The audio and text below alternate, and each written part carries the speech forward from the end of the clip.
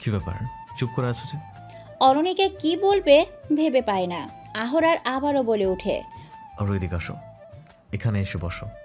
অরণিকা গুটি গুটি পায়ে এগিয়ে এসে বসলো বিছানার এক কোণে। আহরার সুপ্ত শ্বাস ফেলে বলে, 3rd ইয়ার উঠলে, তারপরে বিয়ে চলে এলো। আমি চাই পড়াশোনা বাকিটুকু শেষ করো। চকিতে ফিরে তাকায় অরু। সে কি সত্যিই শুনছে? তার মানে সে পড়াশোনা চালাতে পারবে? বাকিদের মতো বিয়ের পর তারও পড়াশোনা থেমে যাবে না? আহরার পুনরায় বলে ওঠে, যেহেতু এখান থেকে তোমার কলেজ যাতায়াত সম্ভব নয়, আবার কলেজ চেঞ্জ করারও উপায় হচ্ছে না, তাই আমি ঠিক করেছি তোমাকে একটা ভালো কোচিংয়েই ভর্তি করাই দিই। কোচিং করো, বাসায় পড়াশোনা করো, পরীক্ষার সময় আমি রেখে আসবো তোমাকে বাড়িতে। সেখানে গিয়ে পরীক্ষাটা দিয়ে আবার ব্যাক করবে। এছাড়া অন্যান্য যা করা লাগে আমি ব্যবস্থা করব। তুমি জাস্ট মন দিয়ে পড়াশোনাটা করো। অরণিকা নিষ্পলক দৃষ্টিতে তাকিয়ে আছে আহরারের দিকে। তার চোখে একরাশ মুগ্ধতা। এই মানুষটাকে যতই দেখে তত সম্মান বেড়ে যায়। এমন একটা মানুষকে স্বামী হিসাবে পাওয়ার এখন নিজেকে বড় সৌভাগ্যবতী মনে হয় তার। আহরার আবারও তার কাজের মধ্যে ডুবে যেতে যেতে বলে, তৈরি থেকো, আজ বিকেলে বেরোবো, কোচিংয়ে ভর্তি করিয়ে দিয়ে আসবো। বিকেলবেলা অরণিকাকে নিয়ে আহরার বেরিয়ে পড়ল।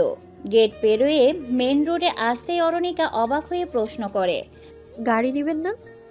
আহরার অপ্রস্তুত ভঙ্গিতে হাসে। কিছুক্ষণ পর একটা রিক্সা ডেকে অরণিকাকে ইশারা করে উঠতে। অরণিকা আরও এক দফা অবাক হয়, কিন্তু কিছু বলে না।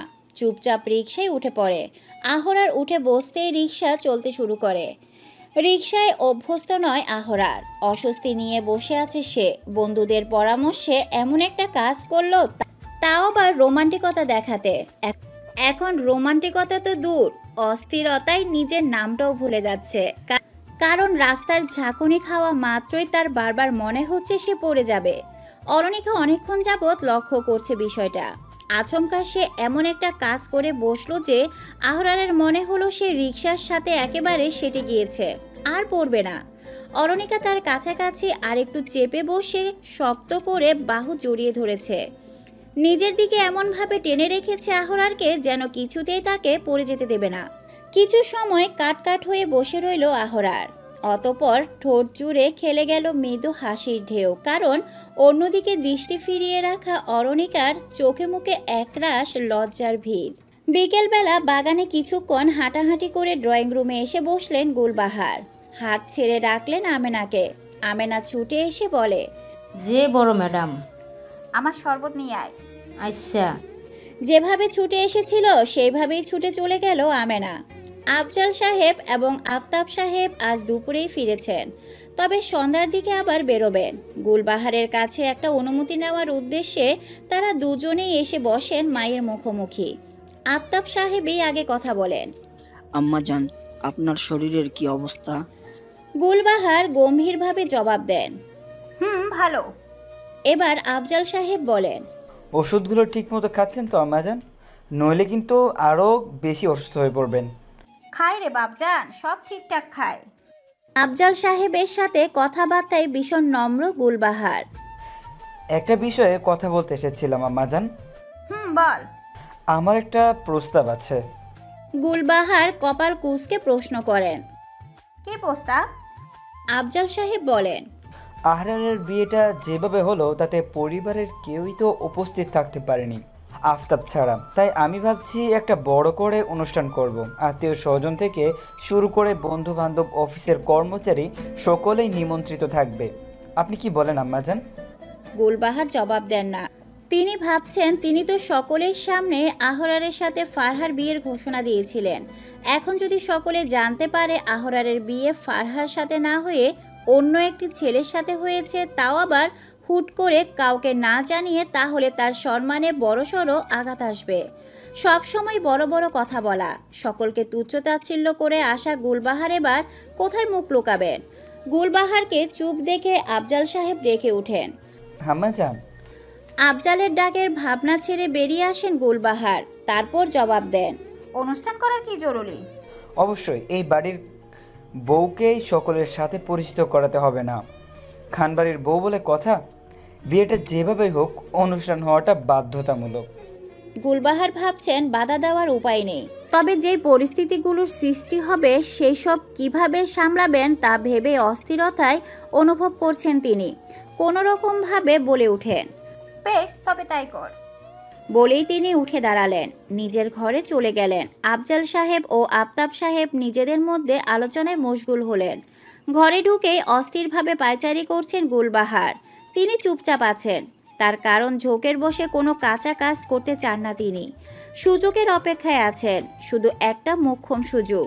ওই কালো মেয়েকে কুপাত করে বাড়িছাড়া করবেন তিনি, যেভাবেই হোক। একজনকে হজম করেছেন, তাও পারছেন না এখনো পর্যন্ত মেনে নিতে, আবার আরেকজন, না না, এই কিছুতেই সম্ভব না। এদিকে আবার অনুষ্ঠান, সবাই জেনে যাবে, বাঁকা চোখে দেখবে গুলবাহারকে, কটাক্ষ করবে, প্রতিশোধ নিবে। উফ, আর ভাবতে পারছেন না গুলবাহার। ধপ করে বসে পড়েন বিছানায়, চোখ বুঝে জোরে জোরে শ্বাস নিতে থাকেন। এভাবে উত্তেজিত হয়ে কোনো সমাধান মিলবে না, ঠান্ডা মাথায় ভাবতে হবে। দরজায় ঠকঠক আওয়াজে বিরক্ত হন গুলবাহার। বাসখাই গলায় চেঁচিয়ে বলেন, কে রে? সমস্যা কি? বাহিরে আমেনা ছিল, সে গুলবাহারের জন্য শরবত নিয়ে এসেছে, কিন্তু চিৎকার শুনে ভয়ে গলার স্বর আটকে গেছে তার। তবুও একটু চেষ্টা করে বলে ওঠে, বড় ম্যাডাম আপনার শরবত। ঘরের ভেতর থেকে আরো এক ধাপ গলা চড়িয়ে জবাব দেন গুলবাহার। তুই খা তোর শরবত। আমেনা বুকে থুতু দেয়, তাড়াতাড়ি সেখান থেকে চলে যেতে যেতে বলে, মাগো বুড়ি খেপছে। কোচিংয়ে ভর্তির প্রক্রিয়া শেষ করে রাস্তায় ফুটপাত ধরে হেঁটে যাচ্ছে আহরার ও অরণিকা। দুজনেই নিশ্চুপ, বেশ অনেকটা সময় ধরে কারোর মুখে কোনো শব্দ নেই। আহরা নিজেই নিজের আচরণে হতবাক। কি হয়েছে তার? সর্বক্ষণ এমন অস্থিরতায় থাকছে কেন সে? হয়তো অরণিকার পুরোপুরি সহজ স্বাভাবিক হয়নি তাই। অরণিকাও কেমন লজ্জায় আড়ষ্ট হয়ে আছে। দুজনেই যদি অস্বস্তি নিয়ে দুদিকে সরে থাকে তবে সম্পর্ক এগোবে কি করে? না, আহরারকে আগে ধাপ ফেলতে হবে। চিন্তিত ভঙ্গিতে হাঁটতে হাঁটতে বন্ধুদের দেওয়া পরবর্তী পরামর্শের কথা ভাবতে থাকে আহরার। চট করে মাথায় আসে ফুচকা ও আইসক্রিম খাওয়ানোর কথা। আশেপাশে নজর বুলিয়ে ফুচকাওয়ালা খুঁজতে থাকে সে। কিছু দূর যেতেই পেয়ে যায় একজনকে রাস্তার ধারে, তবে রাস্তা পেরিয়ে যেতে হবে। আহরার অরণিকার উদ্দেশ্যে বলে ওঠে, অরু, পার হতে হবে। এই বলে সে অরণিকার এক হাত শক্ত করে ধরে নিয়ে যেতে থাকে রাস্তার ওপারে। গাড়ি চলাচল যেদিকে সেদিকে নিজেকে রেখে অপর পাশে নিরাপদ জায়গায় অরণিকাকে রেখেছে। অরু যন্ত্রমানবের মতো আহরারের সাথে তাল মিলিয়ে চলছে আর মন্ত্রমুগ্ধের ন্যায় দেখছে আহরারকে। রাস্তা পেরিয়ে আসতেই আহরার গদগদ ভাব নিয়ে বলে ওঠে, চলো ফুচকা খাই। তোমরা মেয়েরা তো ফুচকাই বেশি পছন্দ করো। অরণিকার ইচ্ছে হলো বলতে যে সে ফুচকা পছন্দ করে না, কিন্তু আহরারের অতি উৎসাহ দেখে দমে যায় সে, কিছু বলে না। এই মানুষটার খুশির জন্য একটা দিন অপছন্দের খাবার খাওয়াই যায়। সে মাথা হেলিয়ে জবাব দেয়, চলুন। আহরার ফুচকাওয়ালাকে বলে 2 প্লেট ফুচকা দিতে। তারপর ওর দিকে তাকিয়ে বলে, পানির বোতলটা দাও তো। অরণিকা ব্যাগ থেকে বোতল বের করে আহরারের হাতে দিতে আহরার সেটা হাতে নিয়ে একপাশে সরে যায়। তারপর এক টানে নিজের মুখ থেকে মাস্ক খুলে ফেলে সে। বোতলের ঢাকনা খুলে হাতে পানি ঢেলে তা চোখে মুখে ছিটায়। প্রতিবার পানির ঝাপটা পড়ায় চোখ মুখের সংকোচন প্রসারণ ঘটছে। পানির স্পর্শ পেয়ে হলদে ফর্সা মুখটা আরও বেশি হলুদাভাব লাগছে। হালকা লাল ঠোঁট রক্ত বর্ণ লালে পরিণত হয়েছে। সব মিলিয়ে আহরারের রূপ যেন ছিটকে বেরিয়ে আসতে চাইছে। অরণিকা এক দৃষ্টিতে চেয়ে আছে। তার ভেতরে সে হুট করেই অস্বাভাবিক কম্পন অনুভব করছে। ফুচকাওয়ালার দোকানে কিছু কলেজ পড়ুয়া মেয়ে দাঁড়িয়েছিল, তারাও ফুচকা খেতে এসেছে। তাদের মধ্যে রুম্পা নামের একটি মেয়ে বান্ধবীদের উদ্দেশ্যে বলে ওঠে, ওই দেখ দেখ, ছেলেটা দেখ, মানুষ নাকি অন্য কিছু, এত সুন্দর। রুম্পার দৃষ্টি অনুসরণ করে বাকিরাও সেদিকে তাকিয়েছে। এক একজনের মুখের অবস্থা এমন হয়েছে যেন পৃথিবীর অষ্টম আশ্চর্য দেখে ফেলেছে। নাদিয়া নামের একটি মেয়ে বলে, ভাবতেই পারছি না একটা ছেলে এত সুন্দর কিভাবে হয়। পাশ থেকে ঝুমঝুম নামের মেয়েটি বলে ওঠে, ভাই ক্রাশ ক্রাশ, মারাত্মক লেভেলের ক্রাশ খাইছি ভাই। এর নাম্বার, ফেসবুক আইডি যা পারিস জোগাড় করিয়ে দে, যেভাবেই হোক। রুম্পা মুখ হা করে সেদিকে চেয়ে থাকতে থাকতে বলে, চুপ থাক। পেলে সেসব শুধুই আমার কাছে থাকবে, আর কেউ পাবে না। মেয়েগুলো সমস্ত কথোপকথন কর্ণগোচর হয় অরণিকার, কারণ সে কাছাকাছি দাঁড়িয়েছিল। একবার আর চোখে আহরারকে দেখে আবারও মেয়েগুলোর দিকে তাকায় ওরু। তারপর হালকা কেশে দৃষ্টি আকর্ষণ করে মিষ্টি করে হেসে বলে ওঠে, কিছু মনে করো না আপুরা, যেই উদ্দেশ্যে ওনার নাম্বার নেওয়ার আশা করেছো তা সফল হওয়ার নয়, কারণ উনি বিবাহিত। মেয়েগুলো প্রথমে একটু অস্বস্তিতে পড়লেও অরণিকার শেষ কথাটি শুনে বিস্ফোরিত নয়নে চেয়ে রইল। তা দেখে অরণিকা হালকা হেসে আবারও বলল, আর আমি হলাম ওনার স্ত্রী, একমাত্র স্ত্রী। মেয়েগুলো সত্যি সত্যি লজ্জায় পড়ে গেল ভীষণ। তারা ভাবতে পারেনি একজন বিবাহিত ছেলেকে নিয়ে তারা এতক্ষণ এইসব কথা বলছিল, আবার তারই বউয়ের সামনে। লজ্জায় সংকোচে আর দাঁড়িয়ে থাকতে পারল না তারা। ফুসকা না খেয়ে তাড়াহুড়ো করে চলে গেল। মুখ ধোয়া শেষে আহরার অরণিকার দিকে বোতলটা এগিয়ে দিল।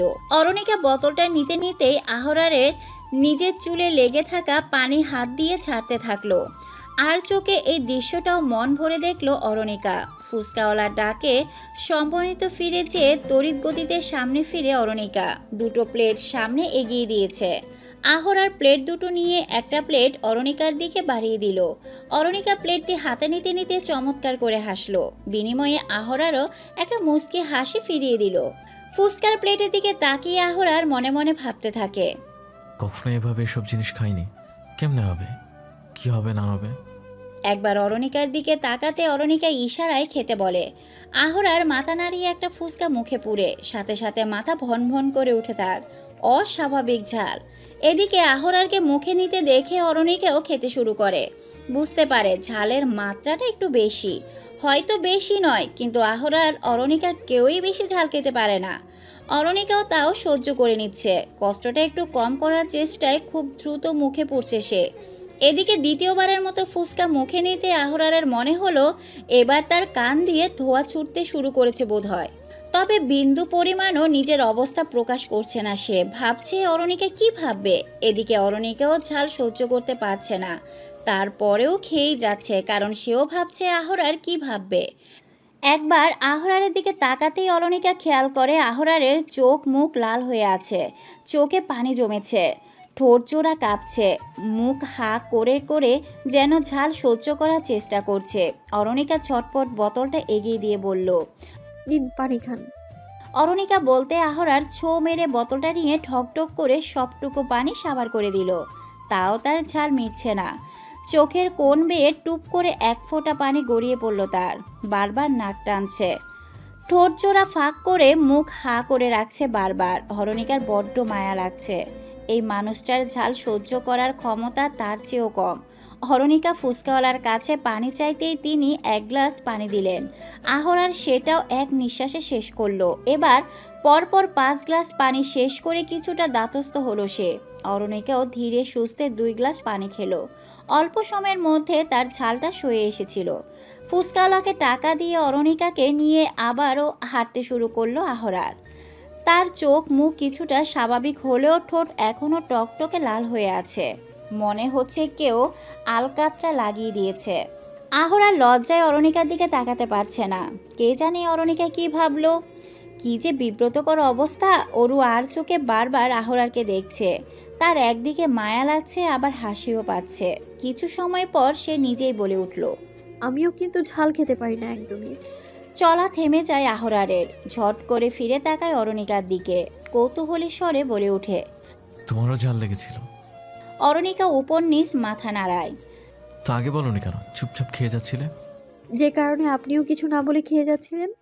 সাহসা কোনো জবাব দিতে পারে না আহরার। দৃষ্টি সরিয়ে এদিক সেদিক এলোমেলোভাবে দেখতে থাকে। তারপর হুট করে একটু দূরে চোখ পড়তেই আহরারের চোখ দুটো চকচক করে ওঠে। সে খুশি মন নিয়েই বলে ওঠে, অরু, ওই দেখো সামনে যে পার্কটা দেখা যাচ্ছে, খুব সুন্দর, চলো না যাই। আহরার অরণিকা হাঁটতে হাঁটতে চলে আসে পার্কটাতে। ভিতরে ঢুকতেই দেখতে পায় বেশ কয়েক জোড়া কপত কপতি ঘুরে বেড়াচ্ছে। সকলেই যেন ভালোবাসায় মোড়ানো প্রেম কাব্য রচনাতে ব্যস্ত। প্রেমিকের মুখ নিঃসৃত প্রেমময় বাক্য আর তা শুনে প্রেমিকাদের লজ্জায় রাঙা হওয়া মুখ। কেউ কেউ পরম যত্নে হাত আগলে নিমিষেই চোখে চেয়ে দেখছে প্রেমিকার মায়া ভরা মুখ। সকলের মুখমণ্ডলে লেপ্টে রয়েছে সুখানুভূতি। অরুণিকা মনটা অন্যরকম হয়ে গেল। কি অদ্ভুত এক ভালো লাগা কাজ করছে তার, জানে না। হাঁটতে হাঁটতে কিছুটা ভেতরে আসতেই এবার এক আইসক্রিমওয়ালাকে দেখতে পায় আহরার। তখনই অরুণিকার উদ্দেশ্যে বলে ওঠে, অরু তুমি দাঁড়াও, আমি আইসক্রিম নিয়ে আসছি। অরু খানিকটা কঠোর স্বরে বাধা দিল। দাঁড়ান। আহরার অরুণিকার মুখের দিকে তাকিয়ে থাকে জিজ্ঞাসু দৃষ্টিতে। অরুণিকা একই স্বরে বলে ওঠে, আপনি কি আমার ভালো লাগা ভেবেই এসব ফুচকা আইসক্রিম খাওয়ানোর জন্য এমন অস্থির হচ্ছেন? ভেবাচাকা খেয়ে তাকিয়ে থাকে আহরার। কি বলবে সে? আমতা আমতা করে বলল, অস্থির হলাম কই? এই তো অস্থির হচ্ছেন, ব্যাপারটা কি বলুন তো? আহরার জিভ দিয়ে ঠোঁট ভিজিয়ে নেয়। মেয়েটা এভাবে ধরে ফেলেছে কেন? অরুণিকার চোখের দিকে তাকাতে পারছে না আর। আশেপাশে তাকাচ্ছে, মাঝে মাঝে মাথা চুলকিয়ে ভাবছে কি বলবে। তার অবস্থা দেখে অরুণিকা ফিক করে হেসে দেয়, কিন্তু আহরার তা দেখে না। অরুণিকা নিজেকে সামলে কণ্ঠে কিছুটা গাম্ভীর্যতা আনার চেষ্টা করে বলল, আপনি হয়তো ভেবেছেন মেয়েরা এসব পছন্দ করেন, কিন্তু সত্য হলো এটাই যে মেয়ে হয়েও আমি এসবের কিচ্ছু পছন্দ করি না। আহরার হতভম্ব হয়ে চেয়ে রয়। অরু এসব পছন্দ করে না, আর সে অরুর পছন্দ অপছন্দ না জেনে বেকার বেকার কী সব করে বেড়ালো। আহরারের মুখে আদার নেমে আসে, মুখটা দেখার মতো হয়েছে। অরুণিকার ঠোঁট চেপে হাসে। বহু কষ্টে সে হাসি আটকে রাখার চেষ্টা করছে। হালকা কেশে অরু আবারও বলে উঠল, তবে পার্কটা ভালো লেগেছে, এখানে হাঁটতে মন্দ লাগবে না। আহরারের মুখে আদার সরে গিয়ে তাতে দেখা যায় খুশির ঝিলিক। উৎফুল্ল হয়ে বলে ওঠে, তাহলে চলো হাঁটি। অরুণিকা হেসে ফেলে, তারপর হাঁটা শুরু করে। নরম ঘাসের উপর হাঁটতে বেশ ভালোই লাগছে অরুর। তার চেয়েও বেশি ভালো লাগছে পাশে থাকা এই মানুষটাকে। আর চোখে তাকিয়ে পরখ করে নিল মানুষটার মুখাবয়। মানুষটার ঠোঁটের কোণে তৃপ্তির হাসি, নির্মল হাসির রেশ ছড়িয়ে আছে পুরো মুখমণ্ডলে। অরুণিকা সামনে তাকায়, আলগোছে আহরারের আঙ্গুলে স্পর্শ লাগতে হাত মুঠো করে নেয় সে। পরক্ষণে কি ভেবে ঠোঁটে শুষ্ক হাসি ফুটিয়ে নিজেই আঙ্গুলের দিয়ে আঁকড়ে ধরে আহরারের আঙ্গুল। আহরার মেরুদণ্ড সোজা করে দাঁড়ায়। তার হাবভাব দেখে মনে হচ্ছে কেউ তাকে ধমকে দাঁড় করিয়ে দিয়েছে। অরুণিকা আহাম্মক হয়ে যাচ্ছে বারবার। এই সেই আহরার যে তার পেছনে কত পাগলের মতো ছুটেছে তার মন পাওয়ার জন্য। যদিও সে সাড়া দেয়নি বা দিতে পারেনি, কারণ সে ভরসা করতে পারেনি। কিন্তু মানুষটা এখন তার স্বামী, পূর্ণ অধিকার প্রাপ্ত। তার যত জল্পনা কল্পনা আহ্লাদ ভালো লাগা ভালোবাসা সব তো এই মানুষটার জন্যই হওয়া উচিত। তাই সেই একটু একটু করে নিজের সমস্ত জড়তা সংকোচ ভীত কাটিয়ে এগিয়ে যাচ্ছে মানুষটার দিকে, তাকে নিজের সাথে আষ্টে পিষ্টে বেঁধে নেওয়ার আশায়। অরুণিকা হাঁটতে শুরু করে। আহরারও চুপচাপ হাঁটছে, কারণ তার আঙ্গুল অরুণিকা শক্ত করে পেঁচিয়ে রেখেছে নিজের আঙ্গুলের সাথে। বিস্ময়কর অনুভূতি নিয়ে সে হেঁটে যাচ্ছে অরুণিকার সাথে। অরুণিকার চোখে মুখে নেই কোনো লজ্জা, নেই কোনো সংকোচ ভাব। ঠোঁট জুড়ে মায়াময় হাসি, সেই হাসি আহরারের ভিতর নাড়িয়ে দিচ্ছে। একটা সময় আহরারও তাল মেলায় সেই হাসির সাথে। সন্ধ্যা নেমেছে, আকাশের রক্তিম আভা, হাওয়া বইছে ঠান্ডা হাওয়া। সে হাওয়ার তালে মৃদু ছন্দ মিলিয়ে দুলছে গাছের ডালপালা। কোথা হতে ভেসে আসছে মিষ্টি এক ঘ্রাণ। মোহনীয় গোধূলি সাজে সজ্জিত প্রকৃতির মাঝে হেঁটে চলেছে রূপবান আর তার শ্যামবতী। খানবিলাস আবারও সেজেছে জাঁকজমক সজ্জায়। আজকের আয়োজন বেশ জমকালো, বহু মানুষের ভিড়। সকলের নিমন্ত্রণ পেয়ে ছুটে এসেছে। উদ্দেশ্য খানবাড়ির অপূর্ব সুন্দর এই রূপবান পুত্র আহরার খানের বউকে দেখা। না জানি সে কত রূপবতী। নিমন্ত্রিত হয়ে এসেছে অরুণিকার পরিবারও। আহরার নিজে গিয়েছে তাদের আনতে। বাড়িতে এসেই সকলকে গেস্ট রুমে আরাম করতে বলে সে চলে যায় অরুণিকাকে খবর দিতে। অরুণিকা তখন সদ্য গোসল সারতে গিয়েছে। আহরার তাকে না পেয়ে অন্যদিকে চলে যায়। এদিকে আদ্রিকা তার বুবুকে দেখার জন্য ছটপটিয়ে মরছে। তাই সে আর ধৈর্য রাখতে না পেয়ে একা একাই বেরিয়ে পড়ে বুবুকে খুঁজতে। সংকোচে ভরা কদম ফেলে ইতিউতি করতে চাইতে চাইতে এগিয়ে যাচ্ছে সে। কিন্তু এত বড় বাড়িতে কোন দিকে তার বুবুর ঘর সেটাই খুঁজে পাচ্ছে না সে। পথের মধ্যে আহিয়ার সাথে দেখা হতেই আদ্রিকা খুশি হয়ে গেল। আহিয়া অবাক সুরে প্রশ্ন করে, আরে আদ্রিকা, তুমি কখন এলে? এই তো একটু আগে, সবাই এসেছে। বাহ, তা কাউকে খুঁজছো নাকি? হ্যাঁ, বুবুকে। ও, ভাবির ঘর তো ওপরে, সোজা গিয়ে বামে গেলেই ওদের রুম। আচ্ছা, ধন্যবাদ। ঠিক আছে, যাও তবে, আমার আবার এদিকে একটু যেতে হবে, অনেক কাজ। এই বলে ব্যস্ত পায়ে প্রস্থান করে আহিয়া। আদ্রিকা আহিয়ার কথা অনুযায়ী ওপরে যায়, তবে সে দ্বিধাদ্বন্দ্বে পড়ে যায় ডানে যাবে নাকি বামে। দুদিকেই তো ঘর, তবে ভুলে যায় আহিয়া তাকে সোজা যেতে বলেছিল। বামে যাওয়ার কথা স্মরণ করে সে বামে ঘরেই ঢুকে গেল। ঘরে ঢুকে হা হয়ে চারিদিক দেখতে লাগলো, যেন কোনো নীল জগৎ। চারিদিকে নীলে নীলে সজ্জিত সবকিছু, মনে হচ্ছে ঘরের মালিকের নীল রং ভীষণ প্রিয়। আদ্রিকা মনে মনে ভাবছে, তার আহরার ভাইয়ের নীল রং এত পছন্দ, জানা ছিল না। হুট করে তার মাথায় খেলে সে আয়াসকে অনেক নীল রঙের জিনিস ব্যবহার করতে দেখেছে। অন্যমনস্ক হয়ে ভাবনার জগতে হারিয়ে যাওয়া আদ্রিকা চমক হয় দরজা খোলার আওয়াজে। ওয়াশরুমের দরজা খুলে খালি গায়ে বেরিয়ে এলো আয়াস। শুধুমাত্র তৈলে পড়ে থাকা আয়াজের খেয়াল হয় না সামনে কোনো রমণীর অস্তিত্ব। এদিকে আয়াসকে দেখে আদ্রিকা বিস্মিত হয়ে অবাক নয়নে চেয়ে থাকে। আয়নার সামনে দাঁড়াতে আদ্রিকাকে নজরে আসে আয়াজের। ভ্যাবাচাকা খেয়ে পেছনে ফিরে আদ্রিকার উপস্থিতি নিশ্চিত করে তাড়াতাড়ি নিজের শার্ট নিয়ে গায়ে জড়াতে জড়াতে এক প্রকার চেঁচিয়ে বলতে থাকে, কি তুমি এখানে কি করছো? আয়াজের তীক্ষ্ণ স্বরে ঘোর কাটে আদ্রিকার। তারপরে তার নজর পড়ে আয়াজের খোলা শরীরের দিকে। আল্লাহ! একটা চিৎকার দিয়ে আদ্রিকা দুই হাত চোখ ঢেকে ফেলে। দ্রুত গতিতে উল্টো ফিরে এক ছুটে বেরিয়ে যায়। বারান্দা পেরিয়ে সিঁড়ি দিয়ে নেমে গেস্ট রুমের সামনে গিয়ে দাঁড়িয়ে পড়ে। বুকে হাত রেখে হাঁপাতে থাকে সে। আশেপাশে সতর্ক দৃষ্টিতে নজর বুলিয়ে আস্তে করে ঘরের ভিতরে ঢুকে পড়ে। অরুণিকা যখন জানতে পারে তার বাড়ির সকলেই এসেছে, সে এক মুহূর্ত দেরি না করে ছুটে চলে আসে সেই ঘরে। মাকে দেখা মাত্রই ছুটে গিয়ে ঝাঁপিয়ে পড়ে। মাকে জড়িয়ে ধরে হাউমাউ করে কাঁদতে থাকে। কতদিন পর মাকে কাছে পেল, কতদিন পর দেখতে পেল। আদ্রিকাও ছুটে এসে জড়িয়ে ধরে তার বুবুকে। সেও কাঁদতে থাকে। এক মধুর মিলন। কান্নাকাটি থামিয়ে আরজু বেগম মেয়েকে নিজের পাশে বসান। কোমল স্বরে প্রশ্ন করেন, অরুমা, তুই এখানে ভালো আছিস তো? কান্না মাখার স্বরে অরুণিকা জবাব দেয়, আলহামদুলিল্লাহ, যতটা আশা করিনি তার চেয়েও অনেক বেশি ভালো আছি মা। আলহামদুলিল্লাহ, মাশাআল্লাহ, তুই ভালো থাকলেই আমার শান্তি। পাশ থেকে সেলিনা বলে ওঠে, হ্যাঁ রে উরু, জামাই ভালো তো? জামাই শব্দটা শুনে ওরু খানিকটা লজ্জা পেল, তবে সেটা প্রকাশ করলো না। নম্র সুরে জবাব দিল, উনি ভালো না হলে আমি হয়তো এখানে টিকে থাকতেই পারতাম না। সেলিনা খুশি হলেন। পরম মমতায় অরুর মাথায় হাত বুলিয়ে দিলেন। অরুণিকার ডাক পড়ল।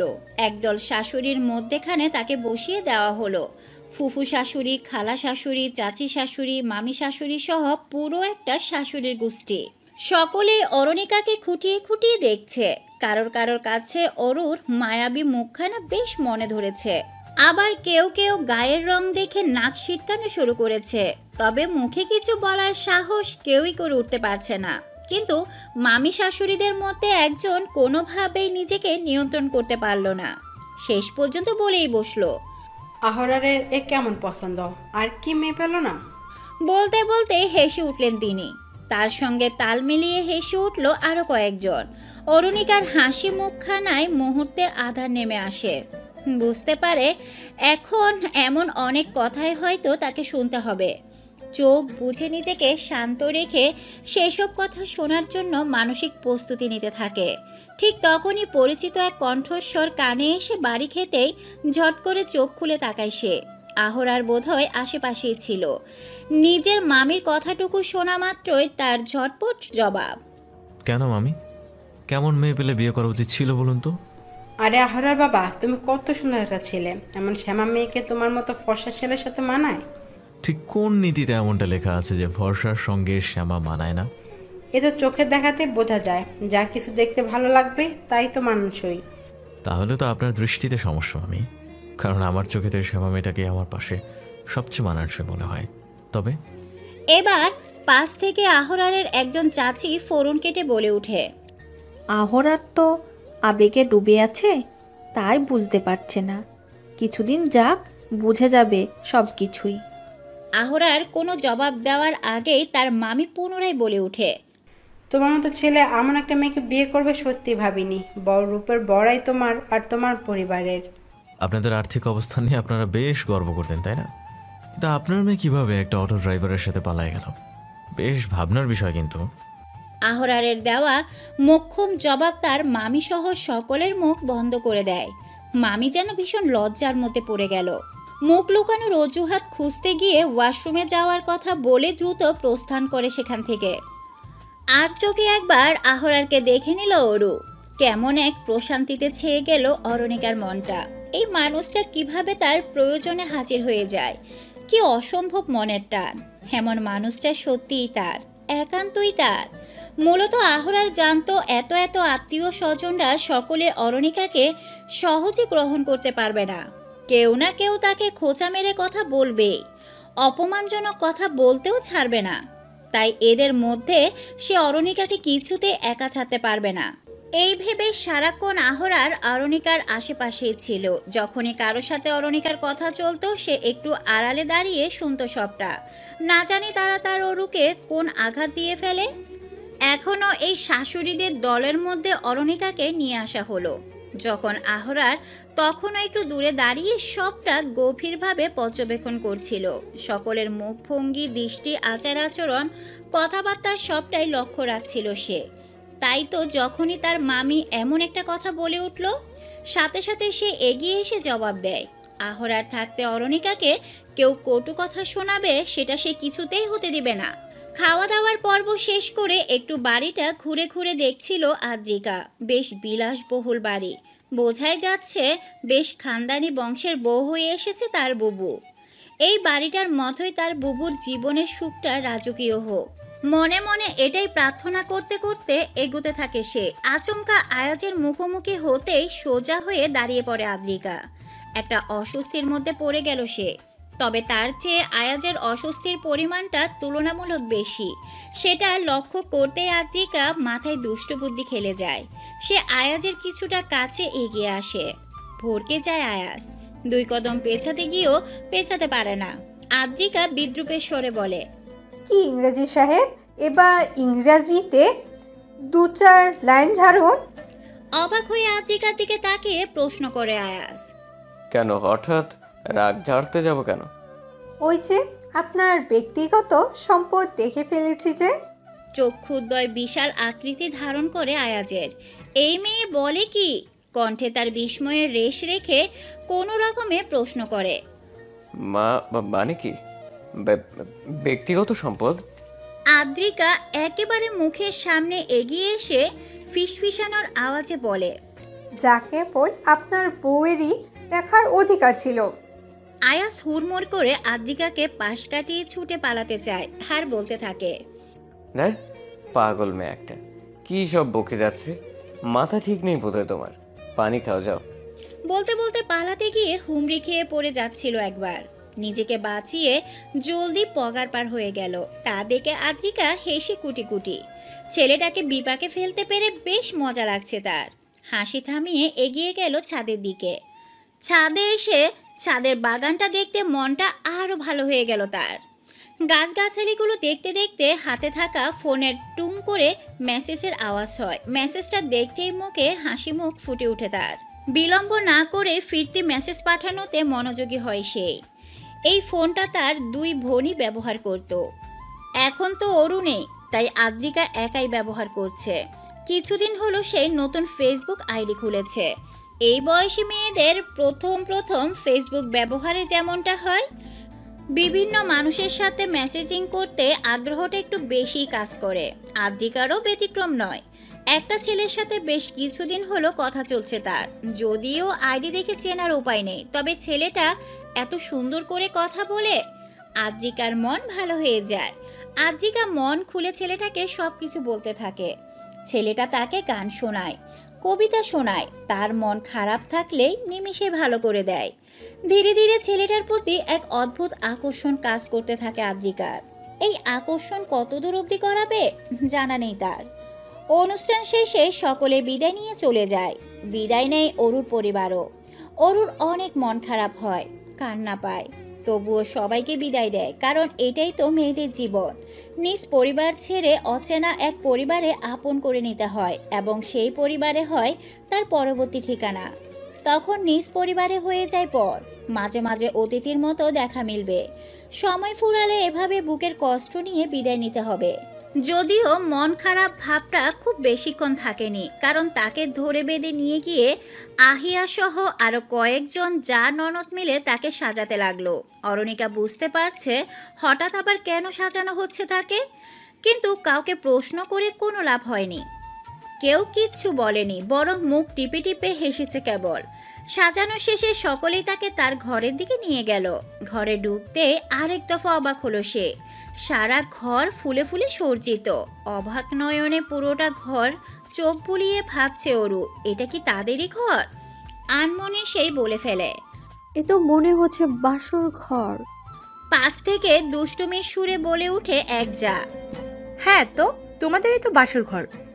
জায়ের বলার উত্তর শুনে এবং নিজের মুখ ফসকে বলা কথাটা মনে করে লজ্জায় অরুর মাথা কাটা যাওয়ার অবস্থা হয়। ইচ্ছে হচ্ছে এক ছুটে পালিয়ে যেতে। তা দেখে আহিয়া হেসে বলে উঠে, থাক থাক থাক, আর এত লজ্জা পেতে হবে না।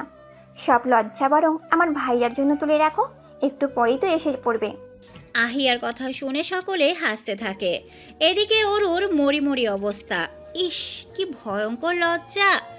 আরও এক ননদ বলে উঠে,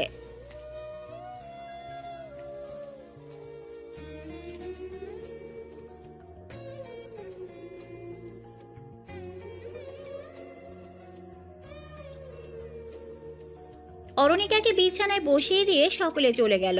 অরুণিকা বসে বসে ভাবতে থাকে, কি হতে গিয়ে কি হলো? এভাবে হুট করে যে সে এমন পরিস্থিতিতে পড়ে যাবে ভাবতেই পারিনি। এবার কিভাবে সামলাবো সবটা? খট করে দরজা খোলার শব্দ, ধীর পায়ে আহরারের প্রবেশ। দরজা লক করে বিছানার দিকে এগিয়ে আসতে থাকে। ইতস্তত করতে করতে এক কোণে বসে পড়ে সে। অরুণিকা আড়ষ্ট ভঙ্গিতে বসে আছে চুপচাপ। গলা খাকারি দিয়ে তার দৃষ্টি আকর্ষণ করার চেষ্টা করলো আহরার। তারপর কৈফিয়ত দেওয়ার সুরে বলতে লাগলো, আসলে আমি নিজেও জানতাম না এসব কিছুর ব্যাপারে, হঠাৎ এসব। তুমি কিছু মনে করো না।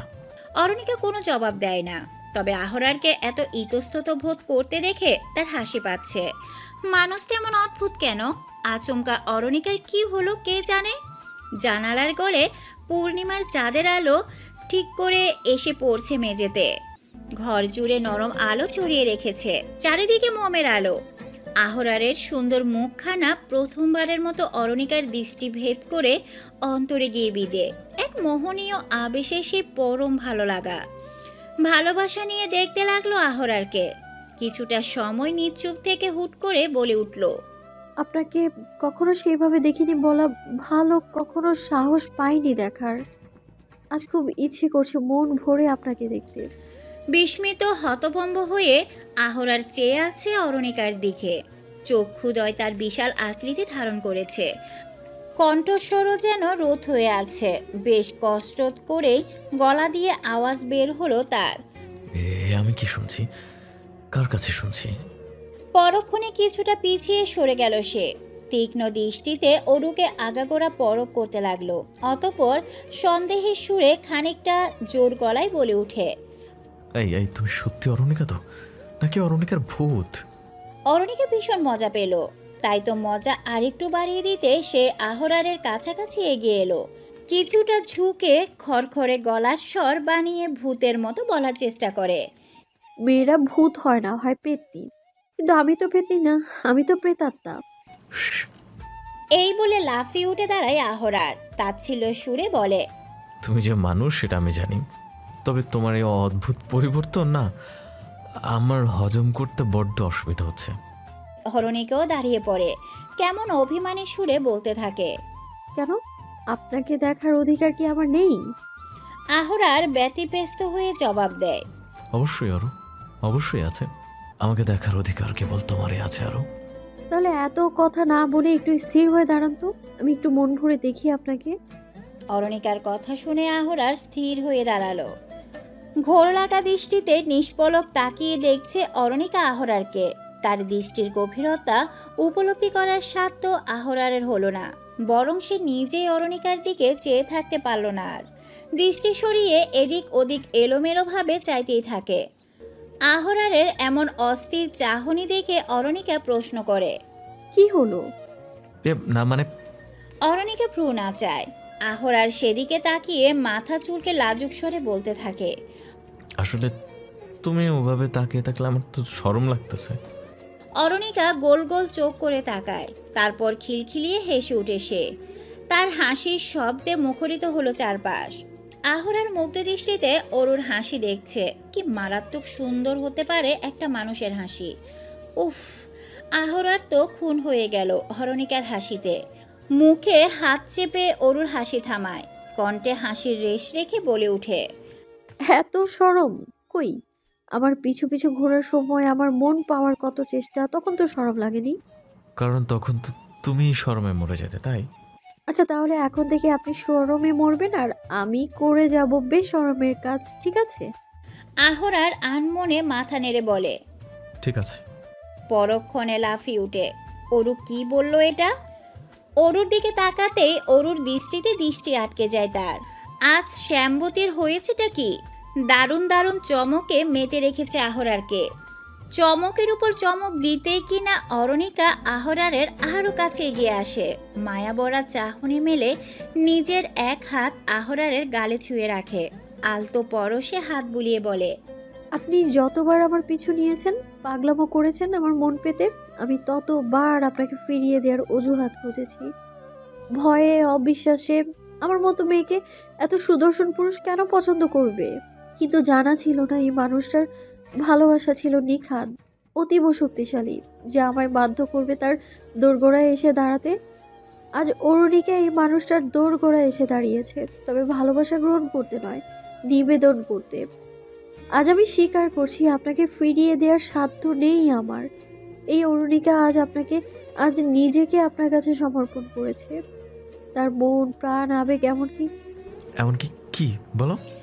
সমোহনীর ন্যায় স্থির হয়ে অরুর বলার কথাগুলো কর্ণগোচর করছিল আহরার। থেমে যাওয়ার সাথে সাথে অস্থির স্বরে বলে উঠে সে। অরণিকা জবাব দেয়, এমনকি ভালোবাসাও। আহরারের অধরে ফুটে ওঠে প্রাপ্তির হাসি। আহরার আজ পরিপূর্ণ। তার আর কোনো প্রাপ্তি নেই, নেই কোনো আর চাওয়া। গাল ছুঁয়ে থাকা অরুর হাতখানা টেনে নিয়ে হাতের পিঠে ঠোঁট ছুঁয়ে দেয় গভীরভাবে। অতঃপর ধীর কণ্ঠে বলে উঠে, বিয়ের আগে অনেক পাগলামি করলে বিয়ের পর তোমার দিকে কোনো সাহস পেতাম না, কারণ তোমার মন জেতার আগেই তো হুট করে বিয়েটা হয়ে গেল। জানতাম না আদৌ তোমার মনে আমার জন্য জায়গা সৃষ্টি হয়েছে কিনা, তাই তোমাকে তোমার মতোই রেখে দিলাম। তোমাকে ছুতে গেল সংকোচ লাগতো। যদি তুমি খারাপ ভাবো, যদি ভাবো স্বামী হয়েছি বলে অধিকার খাটাচ্ছি, সুযোগ নিচ্ছি, ভাবলাম আমারই তো বউ, সে তো আমারই থাকবে। আজ না হয় কাল তো সে নিজে থেকেই ধরা দিবে আমার ভালোবাসার জগতে। অবশেষে সেদিন আছে সেই গেল। মুগ্ধ নয়নে আহরারের দিকে চেয়ে আছে অরণিকা। আহরার পরম যত্নে অরণিকার কপালে অধর ছুঁয়ে দিল। প্রথম কোনো পুরুষের এমন গভীর ছোঁয়া পেল। কেঁপে উঠে অরণিকা। তবে ভালো লাগার আবেশ ছিল বেশি। নিজেকে পৃথিবীর সবচেয়ে সুখী রমণীদের তালিকায় ভাবতে পেরে শান্তির ঢেউ খেলে মন জুড়ে। চোখ বুজে অনুভব করতে লাগলো সেই সুখ। নিভে গেল ঘরের সকল মোমবাতি, সেই সাথে বেড়ে গেল চাঁদের আলোর তীব্রতা। চাঁদ যেন আজ রূপবান শ্যামবতীর সুখ মিলনের সাক্ষী হতে জানালার মুখে এসে দাঁড়িয়েছে। তার সমস্ত আলো উজাড় করে দিচ্ছে পুরো ঘর জুড়ে। সন্ধ্যার বেশ কিছুটা সময় আগেই কোচিং শেষ হয় অরণিকার। প্রতিদিন আহরার তাকে দিয়ে আসে এবং নিয়ে আসে। আজ অতিরিক্ত ব্যস্ততার জন্য আহরার আসতে পারবে না বলেছিল, তবে গাড়ি পাঠানোর কথা ছিল। কিন্তু গাড়ি আসতে দেরি করায় অরু ভাবল গাড়িটা হয়তো বাড়ির কারোর প্রয়োজন পড়েছে, তাই আসতে পারছে না। অরু তাই একটা রিক্সা নিয়ে চলে যাওয়ার কথা ভাবল। রিক্সা খুঁজে পাওয়াও মুশকিল হয়ে গেল। যে কয়টা রিক্সা পাচ্ছে কেউ ওই দিকটাই যাবে না, তাই সামনে এগিয়ে গিয়ে খুঁজতে লাগলো অরু। কিছুটা হেঁটে যেতে আচমকা একটা রিক্সা এসে সামনে দাঁড়িয়ে পড়ে। ভয় পেয়ে ছিটকে যায় সে। পড়ে যেতে গিয়েও সামলে নেয় নিজেকে। বুকে হাত রেখে ধাতস্থ হয়। রিক্সাওয়ালার দিকে তাকাতেই সে সবকটা দাঁত বের করে হাসি দিয়ে বলে ওঠে, কই যাইবেন আফা? অরুর কেমন যেন লাগলো লোকটাকে আর লোকটার আচরণ। তবুও সেই বাড়ির ঠিকানা বলতেই লোকটি জবাব দেয়। হ্যাঁ জামু, চলেন। অরুণিকার ইচ্ছে হচ্ছে না এই রিক্সাটায় যেতে, কিন্তু আশেপাশে রিক্সা কিংবা অন্যান্য কোনো গাড়ির নজরে পড়ছে না আর।